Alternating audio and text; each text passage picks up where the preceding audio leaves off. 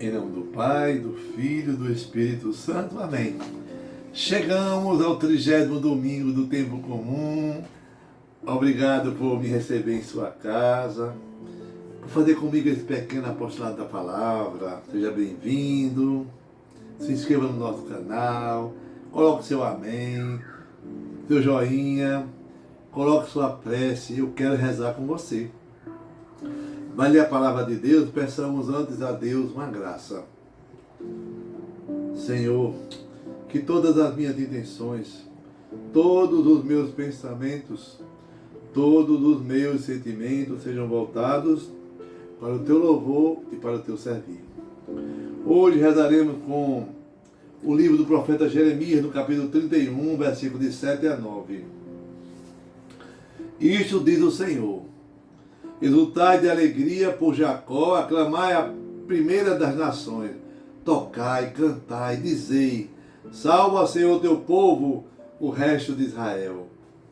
Eis que eu os trarei do país do norte e os reunirei desde as extremidades da terra. Entre eles há cegos e aleijados, mulheres grávidas e parturientes. São uma grande multidão os que retornam. Eles chegaram entre as lágrimas e eu os recebi entre preces. Eu os conduzirei por torrentes de água, por caminho reto onde não tropeçarão. Pois tornei-me um pai para Israel, e Efraim é o meu primogênito. Palavra do Senhor. Graças a Deus. Salmo responsorial 125, 126. Maravilha fez conosco o Senhor, exultemos de alegria. Quando o Senhor reconduziu nossos cativos, parecíamos sonhar. Encheu-te de sorriso a nossa boca, os nossos lábios de canções. Maravilha fez conosco o Senhor, exultemos de alegria. A segunda leitura está na carta aos Hebreus, no capítulo 5, versículo de 1 a 6. Todo sumo sacerdote é tirado do meio dos homens, instituído em favor dos homens nas coisas que se referem a Deus, para oferecer dons e sacrifícios pelos pecados. Sabe ter compaixão dos que estão na ignorância e no erro, porque ele mesmo está cercado de fraqueza. Por isso, deve oferecer sacrifícios, tanto pelos pecados do povo, quanto pelos seus próprios. Ninguém deve atribuir-se essa honra, senão o que foi chamado por Deus como Arão. Desse modo, também Cristo não se atribuiu a si mesmo a honra de ser sumo sacerdote, mas foi aquele que lhe disse: tu és meu filho, eu hoje te gerei. Como dizem em outras passagens, tu és sacerdote para sempre, na ordem de Melquisedeque. Palavra do Senhor. Graças a Deus. O Evangelho está em Marcos, no capítulo 10, versículos de 46 a 52. Naquele tempo, Jesus saiu de Jericó e, junto com seus discípulos, e uma grande multidão. O filho de Timeu, Bartimeu, cego e mendigo, estava sentado à beira do caminho. Quando ouviu dizer que Jesus, o Nazareno, estava passando, começou a gritar: Jesus, filho de Davi, tem piedade de mim. Muitos o repreendiam para que se calasse, mas ele gritava mais ainda: Filho de Davi, tem piedade de mim. Então Jesus parou e disse: chamai-o. Eles o chamaram e disseram: coragem, levanta-te, Jesus te chamou. O cego jogou o manto, deu um pulo e foi até Jesus. Então Jesus lhe perguntou: o que queres que eu te faça? O cego respondeu: mestre, que eu veja. Jesus disse: vai, a tua fé te curou. No mesmo instante ele recuperou a vista e seguia Jesus pelo caminho. Palavra da salvação. Glória a vós, Senhor. Que a palavra do Santo Evangelho perdoe os nossos pecados. Amém. Nós estamos nos aproximando do final do ano. Estamos com a liturgia do ano B. E vamos concluir agora a leitura continuada do Evangelho de Marcos, todos os domingos. Esse Evangelho tem nos ajudado, esse ano de 2024, a responder perguntas fundamentais. Quem é Jesus? Quem são os seus discípulos?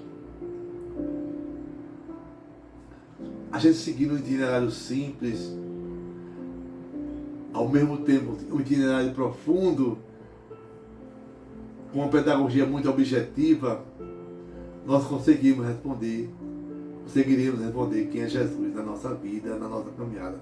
Doutor Luiz, vai dar certo. Mas, partindo para um grande anúncio que foi feito pelo próprio Senhor, ele fala: completou-se o tempo, o reino de Deus se aproxima, convertei-lo, crede no Evangelho. Então, pela palavra que nós escutamos de Jesus, ao longo do caminho, nós vamos nos encontrando com as nossas renúncias. Sem renúncia, não existe salvação. E hoje nós vemos um cego, alguém que está sentado à beira do caminho, alguém que está desolado. Mas aquele cego é também um homem que já enxerga pela fé do ouvir falar. Ele tinha certeza, no momento que ele se encontrasse com Jesus, ele ficaria curado dos seus olhos. Na época de Jesus, a Igreja Católica era chamada uma igreja do caminho, a igreja dos seguidores, dos seus seguidores. Foi por isso que Santo Inácio de Antioquia fez a mudança, porque diz assim: onde está o bispo, está a igreja. Então nós nos tornamos aí, desse ponto de partida, como igreja católica. Voltando ao Evangelho, né? O cego chamava de Bartimeu. O diabo, o que significa Bartimeu? Bar significa filho. Timeu, filho de quem vive para mendigar. Esse homem nem nome tinha. A nossa fé nos faz gritar, nos faz ir ao encontro. A nossa fé nos faz correr e procurar o Mestre. Eu e você, todos nós necessitamos de algo que mude a nossa vida, de algo que tire a nossa enfermidade física e espiritual também. A primeira leitura de hoje, do profeta Jeremias, lá no capítulo 31, Jeremias estava num tempo em que aconteceu o exílio para a Babilônia. Jeremias orientava o povo e o povo desobedecia. Agora é época do profeta animar o seu povo que está desolado. Eu e você, nós temos muitas cruzes. E muitas cruzes nossas não podem ser omitidas. Deus nos consola na chegada. Mas é preciso chegar. Eu não posso ficar parado à beira do caminho. Não. Eu tenho que atravessar o caminho e nunca desistir. Aí é a minha fé. E a comunidade cristã, ela lê esse texto e diz que foi tudo o que o profeta Jeremias falou foi cumprido em Jesus Cristo. É Deus que nos levará por torrente de águas num caminho reto, onde eu e você não tropeçaremos. Que maravilha, né? Fala o Salmo hoje, 125. Que maravilha fez conosco o Senhor e do tempo de alegria. É Deus que nos mostra, através da oração, que eu estou próximo e que Ele vai escutar o meu clamor e aquilo que eu quero. E a carta aos Hebreus hoje, também no capítulo 5, diz que o grande sacerdote é Jesus Cristo. Ele é tirado do meio do povo, instituído em favor do homem, da mulher, com tudo que se refere a Deus. Confirma Marcos no Evangelho de hoje, no capítulo 10, que fala de Bartimeu, o filho de Timeu, um cego que estava sentado à beira de um caminho, nem nome tinha. Quem você conhece que está sentado à beira do caminho? Quando o cego escutou falar que por ali estava chegando Jesus, quando ele escuta o barulho da multidão, ele diz: é Jesus. A vez é essa agora. Eu tenho que me mover, tenho que sair do meu lugar e ir ao encontro dele. E a melhor forma que ele encontrou foi gritar: Jesus, filho de Davi, tem piedade de mim. Naquele instante, os discípulos queriam calar a boca do cego, Bartimeu.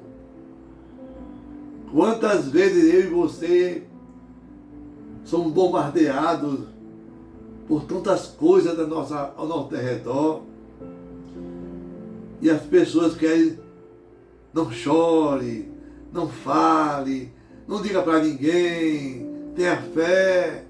Não, eu tenho que ter fé na palavra e na Eucaristia. Então, eu preciso gritar a Deus essa graça que eu quero receber.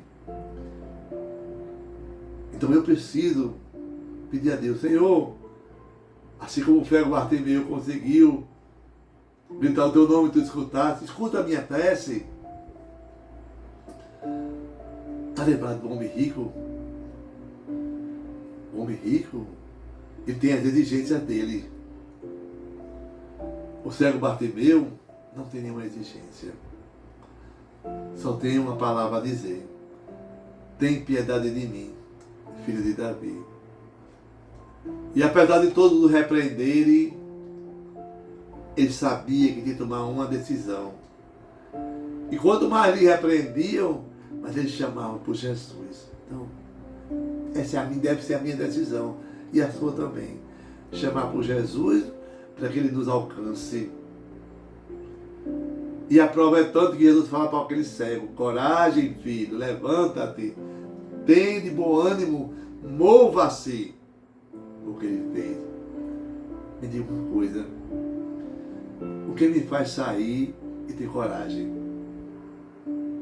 Só Jesus. Quando ele me chama, eu não consigo ficar sem me mover. E aquele cego apostou tudo o que ele tinha para ir ao encontro de Jesus. Lutou contra uma maioria e foi escutado por Deus. Você também. Aposte tudo em Jesus. Grite. Esse grito da fé, esse grito do encontro, esse grito da certeza que Deus está contigo. Se mova até Jesus. Quando eu grito, eu encontro o outro que está necessitado. Quando eu grito, eu escuto aquele que precisa, dou remédio àquele que está doente, dou abrigo àquele que está sem teto para dormir. Hoje, Jesus pergunta a mim e pergunta a você: o que você quer que eu te faça? Esse cego poderia estar atrás de comida, ou de uma casa, ou de uma melhoria de vida. Mas não, ele queria enxergar, queria ver. E quando a gente toma uma decisão, a gente vai cumprir e aceitar aquilo que eu vou receber. Aquele cego não ia mais ter a esmola, aquele cego não ia mais ter quem tivesse pena dele, aquele cego ia ter que trabalhar. Então assim, se você hoje está doente, quer que Deus escute o seu clamor, para que você saia dessa depressão, dessa angústia, dessa falta de fé, desse caminhar sozinho, Se entrega a Jesus. Filho de Davi, tem piedade de mim. Escuta a voz de Jesus. Que seja conhecida por Jesus o teu clamor e a tua prece. Olha só, quando uma pessoa tem miopia, ela não consegue enxergar de longe, nem mesmo as coisas boas. Mas tem gente que é míope espiritual. Conhece alguém assim, Diago? Conheço muita gente. Tem gente que só enxerga o que está perto dele. A família dele, os amigos dele, o povo da comunidade dele. Não vê que tem morador de rua ao seu redor, tem pedido nos sinais. Tem pessoas que estão no presídio precisando da sua ajuda, do seu sim, da sua palavra. Ele não vê o necessitado, só vê o seu mundo. Este é o míope espiritual. Então cuidado com essa cegueira, a cegueira do conhecimento. Quantas pessoas têm oportunidades mil, são teólogos, doutores, mas tem uma miopia espiritual muito grande. Só conhece o que ele quer. Eu conheço tantas pessoas que têm conhecimento, potencial mil, tem sabedoria, mas tem muita cegueira. E quantos mestres, quantos doutores, quantos pós-graduados explicam, mas não justificam. Encontram os doentes à margem, que só é um, e são incapazes de enxergar. Porque diz assim: eu não vou privilegiar ninguém. Como, meu santo? Você não vai privilegiar ninguém se você não conhece. Aquele cego foi ao encontro de Jesus. Aquele cego, alguém que ele gritou. Os apóstolos, nenhum discípulo queria que ele falasse, não. Mas se ele não fosse, se ele não gritasse, como é que ele ia saber? Se eu não falar que aquele está doente ali, que eu conheci aquele em algum momento da minha vida, como é que você vai conhecer? A sua cegueira espiritual. E a grande prova de que o cego estava curado é quando Jesus fala para ele: tua fé te curou. A fé que vem em ver Jesus. A fé que vem em estar na mesa da Eucaristia. A fé que vem em escutar a palavra proclamada. A fé que nos cura. Que vê além do nosso enxergar. Para que eu possa seguir o caminho do discipulado. E um dia chegar a Jerusalém. Então, peçamos a Deus a graça de entender que Jesus, ele muda a nossa identidade, nosso caminho, nossa história. O que você quer que Deus te faça esse dia? Pergunte agora para Jesus: Senhor, eu quero isso. Sejamos mais íntimos da palavra de Jesus. Para isso, meu irmão, minha irmã, é preciso ter fé. E é na oração, é no falar sobre Jesus, com Jesus, que vamos escutar a sua voz. Tende coragem, tende bom ânimo.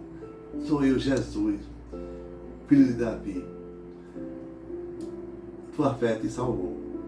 Amém. Que Deus sobre você, a bênção do Deus Todo-Poderoso, Deus que é Pai, Filho e Espírito Santo. Amém. Paz e bem.